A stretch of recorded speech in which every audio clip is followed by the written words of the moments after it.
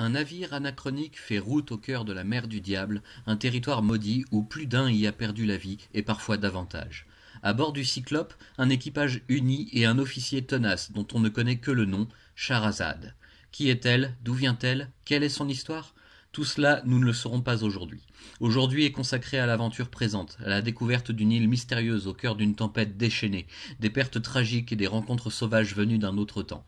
Shahrazad échoue dans l'arène du terrible dieu Janus, seigneur des commencements et des dénouements, et elle devra défendre chèrement sa vie face au maître des destinées et à ses hordes de combattants. Tandis que ce qu'il reste de son équipage fait route pour la sauver, elle lutte sans merci et prend bien des vies. Et, quelque part dans son esprit aussi insondable que le passé et l'avenir de cette créature qui le fascine, Janus éprouve un sentiment nouveau, inconnu lui aussi, le doute. Comment cette femme ayant traversé bien des époques, survécu à bien des âges, affronté bien des périples, peut-elle lui tenir tête?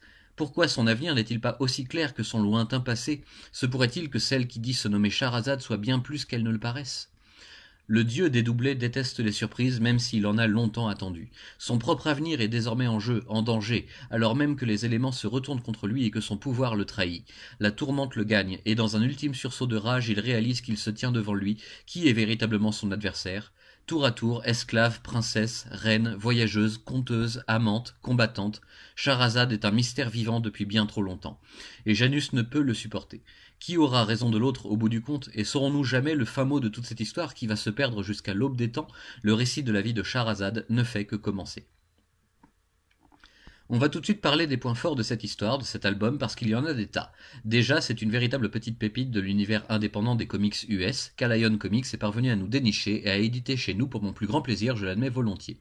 Les couvertures les plus connues sont de J. Scott Campbell, excusez du peu, et je dois dire que celle que j'ai choisie parmi les 4 disponibles à la vente est particulièrement séduisante, l'artiste ayant fait de gros efforts pour gommer ses propres tics et imperfections, nous livrant ainsi une illustration somptueuse dont la beauté est encore rehaussée d'un cran par les couleurs chaudes de Ney Rufino.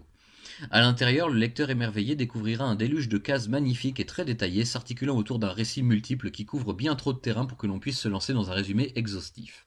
Les auteurs, Tom et Kim Hutchinson, Carrie et Aaron Castor et Brett Kate, nous régalent vraiment avec une histoire complexe tissée sur plusieurs plans et défilant autant au rythme de l'action présente que des souvenirs épars de Shahrazad, un mystère vivant qui ne se dévoilera jamais vraiment, pour le moment du moins. J'ai apprécié cette écriture toute particulière et j'en redemande encore. Venons-en à la vraie perle au milieu de cette coquille nacrée, les dessins. Signé Mike Chrome, c'est un ravissement à chaque page, chaque case, chaque moment de lecture et de plongée dans ce style unique et si plein de sensualité et de charme, tout comme de violence et de rage, est très détaillé. L'artiste livre une véritable performance que bien peu en vérité sauront rattraper ou même égaler, on est à un niveau frôlant la perfection et encore c'est peu de le dire. Le point faible, c'est qu'il s'agit d'une histoire qui n'a ni début officiel ni fin. C'est un récit parmi bien d'autres à venir sur un personnage qui a vécu une très longue existence bien remplie. Cela pourrait décourager les lecteurs les plus frugaux, même si je pense que ça ne fait jamais de mal de se lancer sans filet parfois. Toujours est-il qu'au sein d'une industrie très calibrée, ça peut déstabiliser et je le comprends. De même, concernant plus particulièrement l'édition française d'Alion, il eût été bon, je pense, d'augmenter un chouïa la taille de la police d'écriture, mais c'est vraiment pour chipoter. Tout le reste est parfait ou peu s'en faut, on a même droit à une galerie complète de couvertures en fin d'album, de quoi s'émerveiller devant les magnifiques réalisations des différents dessinateurs ayant travaillé sur ce projet fou. Si tout va bien, Shahrazad devrait connaître une suite, voire plusieurs, je l'espère, et je compte bien qu'Alion Comics soit au rendez-vous encore une fois avec le même souci de qualité que pour ce premier tome. Aucun regret de m'être lancé dans l'aventure et je souhaite que ce soit un succès à la hauteur des attentes afin d'encourager ce petit éditeur qui se bouge. À l'heure actuelle, il reste peut-être un tiers des exemplaires imprimés à vendre et 3 couvertures disponibles sur les 4 de départ. Vous pouvez donc vous aussi rejoindre la partie quand ça vous chante. Peut-être en vous faisant un très beau cadeau pour Noël, qui sait.